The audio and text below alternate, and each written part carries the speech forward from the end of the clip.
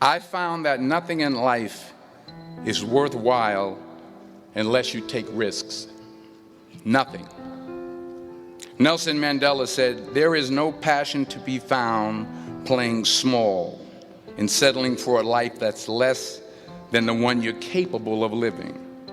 Now, I'm sure in your experiences in school and applying to college and picking your major and deciding what you want to do with life, I'm sure people have told you to make sure you have something to fall back on. Make sure you got something to fall back on, honey.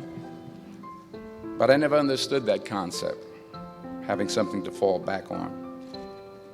If I'm going to fall, I don't want to fall back on anything except my faith. I want to fall forward. I figure at least this way I'll see what I'm going to hit. Fall forward. This is what I mean. Reggie Jackson struck out 2,600 times in his career, the most in the history of baseball. But you don't hear about the strikeouts. People remember the home runs. Fall forward.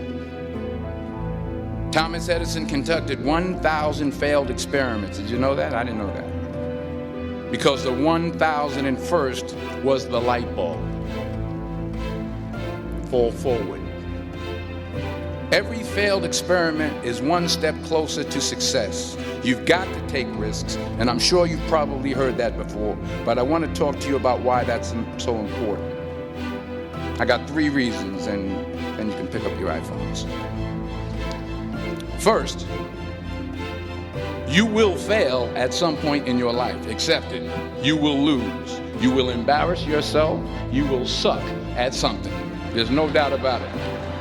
And I know that's probably not a traditional message for a graduation ceremony, but hey, I'm telling you, embrace it, because it's inevitable. And I should know. But here's the thing. I didn't quit. I didn't fall back. I walked out of there to prepare for the next audition, and the next audition, and the next audition. I prayed. I prayed. And I prayed. But I continued to fail, and fail, and fail. But it didn't matter, because you know what? There's an old saying, you hang around the barbershop long enough, sooner or later you're going to get a haircut. So you will catch a break. But do you have the guts to fail? Here's my second point about failure.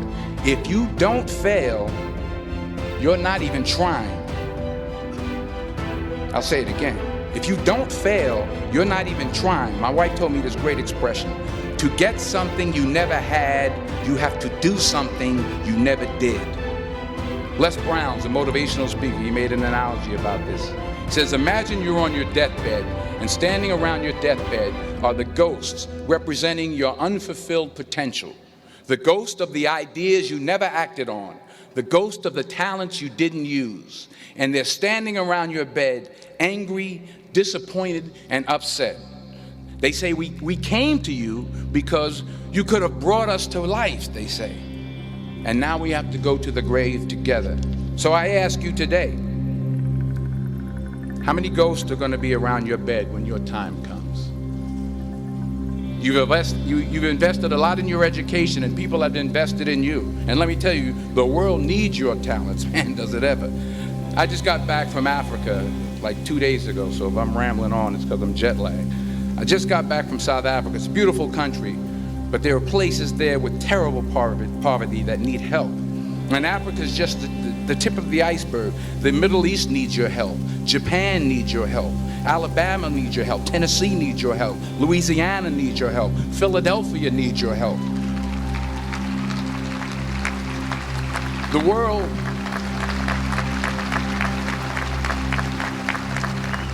world needs a lot, and we need it from you. We really do. We need it from you young people. I mean, I'm not speaking for the rest of us up here, but I know I'm getting a little grayer. We need it from you, the young people, because remember this. So you got to get out there. You got to give it everything you got, whether it's your time, your talent, your prayers, or your treasures. Because remember this. You will never see a U-Haul behind a hearse.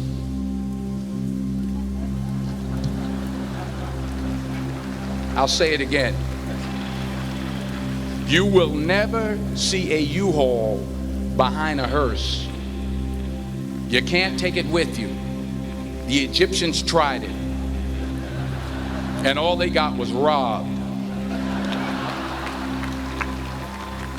So the question is, what are you going to do with what you have? I'm not talking about how much you have.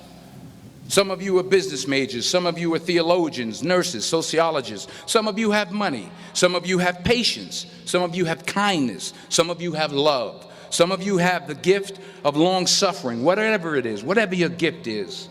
What are you going to do with what you have? All right, now here's my last point about failure.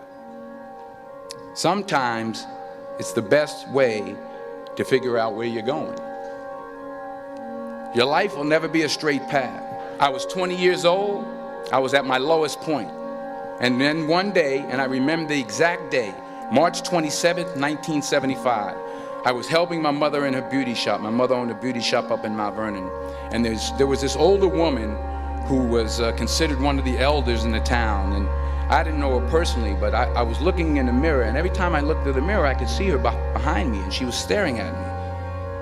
She just kept looking at me. Every time I looked at her, she kept giving me these strange looks. So she finally took the dryer off her head and she said something I'll never forget.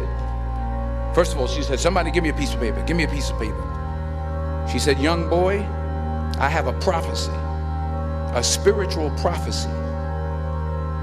She said, "You are going to travel the world and speak to millions of people." Now, mind you, I'm 20 years old. I'm flunked out of school.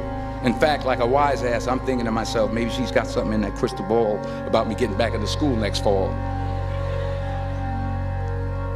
But maybe she was on to something, because later that summer, while working as a counselor at the YMCA camp in Connecticut, we put on a talent show for the campers. And after the show, another counselor came up to me and asked, "Have you ever thought about acting? You're good at that." So when I got back to Fordham that fall, I got in and I changed my major once again for the last time. And in the years that followed, just as that woman prophesied, I have traveled the world and I have spoken to millions of people through my movies. Millions who up till this day couldn't see me, who up till this day I couldn't see while I was talking to them, and they couldn't see me. They could only see the movie. They couldn't see the real me. But I see you today, and I'm encouraged by what I see. And I'm strengthened by what I see. And I love what I see. Because taking risk is not just about going for a job. It's also about knowing what you know and what you don't know. It's about being open to people and to ideas. To not only take risks, but to be open to life, to accept new views, and to be open to new opinions. Because the chances you take, the people you meet, the people you love, the faith that you have, that's what's going to define you. Never be discouraged. Never hold back. Give everything you got. And when you fall throughout life, and maybe even tonight after a few many glasses of champagne, remember this: fall forward. Congratulations. I love you. God bless you. I respect you.